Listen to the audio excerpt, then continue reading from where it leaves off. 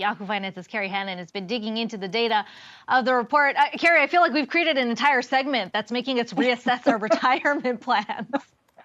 Absolutely. I mean, it's a little bit of a disconnect here, what this study is showing. And first, let's define what they mean at risk. And what they mean is that you're not going to be able to replace your pre-retirement income. And so for higher income people, it might not be as drastic. They may just have to do some very great deal of downsizing. For lower income people, this could be quite dangerous for them in terms of even meeting necessities. So what they found, the researchers found that, a third of people say they're at risk, but the researchers say it's more like half of people, of Americans, are at risk for not having the preparation to replace their pre-retirement income.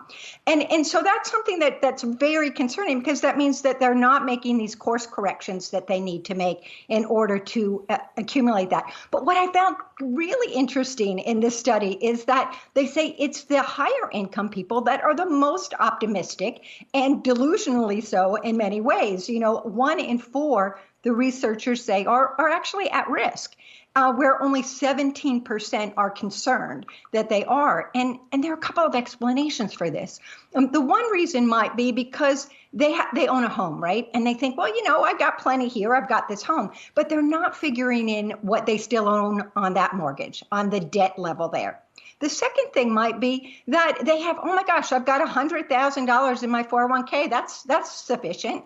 But if you really peel that down, that's only going to come to maybe $617 a month. So that's not a huge stash-away amount. And the third thing is, often you'll have a dual career couple, but only one is really aggressively saving for retirement. So if you only have one saver, it's going to be pretty hard to replace that pre-retirement income. So they're probably not going to go broke, mind you, but it is something they need to pay attention to. So I found that all really quite interesting.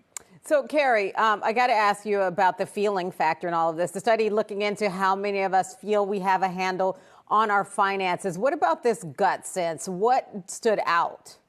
Yeah, don't you love it? The thing is, we're all harped on like financial literacy is so bad. And of course, that is a real issue in America. But the researchers found that, roughly 3 in 5 people have a good sense of whether they are at risk or they are not at risk. I mean, there's this intrinsic knowledge that something's afoot. So that is actually quite encouraging. The other piece of information I found in the study that's worth noting is that 15% of people were too worried. And what the researchers say why that could be a problem in many ways is because you're sacrificing living today. So to end on sort of a positive note, if you're worrying too much, take a breath. All right, Kerry Hannon, great advice. Thank you so much.